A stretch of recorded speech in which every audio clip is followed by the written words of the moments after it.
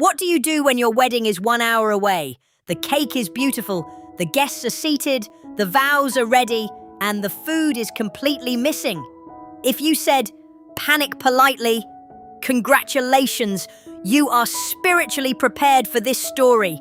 Because today, we're talking about the pizza delivery guy who walked into a wedding disaster and somehow turned into the most important person in the room. Not the groom, not the best man, not even the person who spent 3 months arguing over napkin colors. A pizza guy. And by the end of this story, he wasn't just delivering dinner, he was delivering hope. Hey friends, welcome back to Storytime, where the drama is mild, the endings are sweet, and somehow pizza keeps saving everybody's life. Today's story is about a wedding that was teetering on the edge of becoming a very expensive group therapy session, until one very ordinary man in a red uniform and one very overworked delivery bag changed everything. And honestly, if you've ever had a big event go sideways, you're going to feel this one deep in your soul. Let's get into it. The wedding was supposed to be perfect. You know, the kind of perfect that only exists in planning meetings and inspirational Pinterest boards? White flowers, soft music, a cake so elegant it looked like it had a trust fund. The bride was glowing, the groom was trying to act calm, and everybody kept saying things like, "This is going to be such a beautiful day," which of course is a dangerous thing to say out loud, because weddings can smell confidence from 3 counties away and immediately decide to humble you. The ceremony went beautifully. There were happy tears. There was a tiny toddler who apparently took the phrase ring bearer as a personal challenge and tried to sprint down the aisle at full speed. There were speeches, hugs, and at least one uncle who clapped so hard he nearly launched his coffee into the floral arrangement. Then came the reception, and this is where the universe leaned in and whispered, "Let's have some fun." The food was delayed. Not a little delayed, not the mashed potatoes are running 10 minutes behind. I mean, delayed like the caterer had apparently entered a different dimension. At first, everyone was still relaxed. People said things like, "No worries, it'll come." Then 10 more minutes passed. Then 20. Then the bride started doing that smile people do when they are trying very hard not to become a headline. The groom's jaw tightened. The wedding coordinator was on the phone, doing the kind of fast, sharp whispering that only happens when somebody is both apologizing and preparing to faint. Meanwhile, the guests were getting hungry. And if you've ever been around hungry wedding guests, you know that's not a cute situation. Hungry people at a wedding stop being guests and start becoming a committee. Suddenly, everyone had opinions. Maybe the appetizers are next. Maybe they're plating in the back. Maybe they're doing one of those fancy delays on purpose. But the truth was much less fancy. The food had not arrived, and nobody could figure out where it was. So one of the bridesmaids did what every modern person does in a crisis. She called the restaurant. Now, this was not a glamorous phone call. This was not one of those movie moments where the hero shouts, "Tell me where the truck is." This was more like, "Hi, yes, just checking on our order. The wedding order, the very large wedding order, the one for the people standing here with increasingly sharp feelings." At first, there was confusion. Then there was more confusion. Then there was that special kind of silence that tells you someone on the other end is about to say the words no one wants to hear. The order had been mixed up for a wedding, which is already bad. But the truly heroic part of this disaster is that the wedding was happening right then. Like the guests were literally dressed for celebration and the clock was ticking toward, "We should probably feed these people before they start chewing on the decorative rosemary." The coordinator tried to improvise. There were backup snacks, but backup snacks at a wedding are like putting a bandage on a broken refrigerator. Yes, it helps emotionally, but nobody is pretending it fixes the situation. The bride and groom had that look people get when they are forced to act calm in public while their brains are sliding off a cliff. And that's when the restaurant made a very simple, very ordinary decision. They sent out the delivery guy, just one driver, with a van full of pizza and a destiny far greater than anybody could have planned.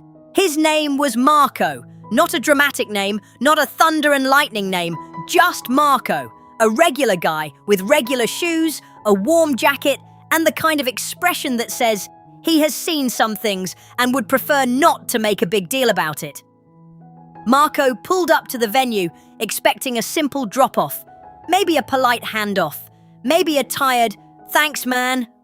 Maybe someone in the kitchen tossing him a tip and a paper plate with one lonely slice. Instead, he arrived to find a wedding hovering on the edge of collapse. The bride was trying to smile through chaos. The groom was pacing. The coordinator looked like she had just lost a fight with time itself, and a group of guests was standing around the buffet area, staring at empty serving trays like they might magically refill if they believed hard enough. Marco blinked, then blinked again, because this was not a normal delivery. This was a scene. Now, most delivery drivers would do the sensible thing. Hand over the pizzas, get the signature, leave before anyone asks them to help fix the emotional weather. But Marco looked at the situation and did something rare. He asked, "What happened?" Just that. Not in a nosy way, not in a dramatic way, just a calm, human way that said, "I am here and I am not scared of the problem." The coordinator explained the mix-up in about 8 stressed-out sentences, and by sentence 4, Marco had already started doing mental math. How many pizzas did he have? How many guests were there? Could these boxes be arranged buffet style? Could pizza, under the right conditions, become elegant? The answer, it turns out, is yes. This is the part where most stories either fall apart or become legendary. Marco set his delivery bag down, looked at the venue staff and said, "Okay, we can work with this." That sentence, my friends, is what separates a regular Tuesday from a miracle. He started helping immediately. First, he checked the pizzas to make sure they were still hot. Then he asked for tables.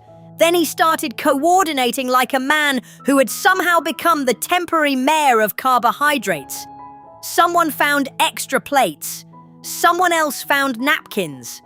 A cousin with a Bluetooth speaker who had absolutely not been useful until this exact moment was suddenly very eager to assist. Marco suggested cutting the pizzas into smaller slices so people could sample more than one kind. Brilliant. Absolutely brilliant. Because now, instead of "we're serving pizza at a wedding," it became "we have an artisanal family-style pizza experience." And let's be honest, if you say it with enough confidence, people will accept almost anything. The guests, who 5 minutes earlier had been quietly preparing to write furious internal monologues, began to perk up. Pepperoni, cheese, veggie, sausage. There was one pizza with extra toppings that looked like it had been assembled by someone who trusted joy. The smell alone changed the mood. It drifted through the room like a friendly rescue mission. People started laughing again. The bride actually let out a genuine laugh, the kind that comes from realizing the day is not ruined, just rewritten. And the groom, bless him, gave Marco a look that said, "You, sir, are now part of this family whether you like it or not." Here's the amazing thing about pizza. It doesn't care about formalities. Pizza understands the assignment. Pizza shows up and says, "Are we feeding people? Great, let's do this." And that's exactly what happened. The slices were passed around, and suddenly the wedding shifted from stressed and stiff to warm and noisy and alive. Guests who had been sitting in awkward silence started talking to each other. Older relatives who didn't know anyone suddenly had very strong opinions about which topping combination was superior. One little kid proudly declared that the cheese pizza was the best wedding thing ever, which is a sentence that should be engraved on a plaque somewhere. The bride and groom finally sat down and ate. Actually ate. Not just picked at a fruit garnish and forgot to chew because they were too busy being polite. They sat there side by side with greasy napkins and relieved smiles and took a breath. And in that moment, the whole room felt it. The wedding had not gone according to plan, but it had gone according to heart. People remember perfection for about 3 seconds. They remember the feeling forever. And the feeling that night was gratitude, because a pizza delivery guy had turned a disaster into a story everyone would tell for years. Not because he had to, not because it was in the job description, but because he saw people in trouble and thought, I can help, which frankly is the kind of heroism that deserves its own parking spot. After the chaos settled down and the wedding got back on its feet, the bride and groom went looking for Marco. And there he was, back near the entryway, looking a little embarrassed by all the attention. That's another thing about real-life heroes. They rarely stand in the center of the room with their hands on their hips, waiting for applause. They mostly look like they'd rather get back to work. The couple thanked him over and over. The coordinator thanked him. The guests thanked him. Someone's aunt tried to adopt him socially on the spot. Then came the tip.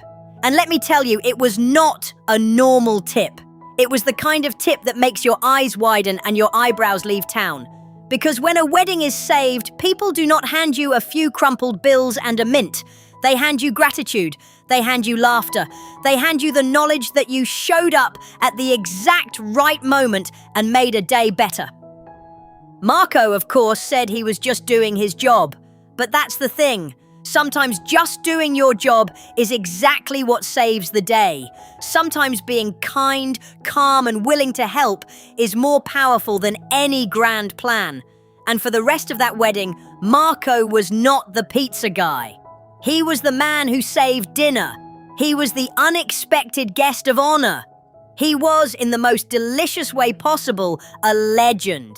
So let's take a breath and remember how this masterpiece of chaos unfolded. The wedding food got mixed up. Panic started bubbling up everywhere.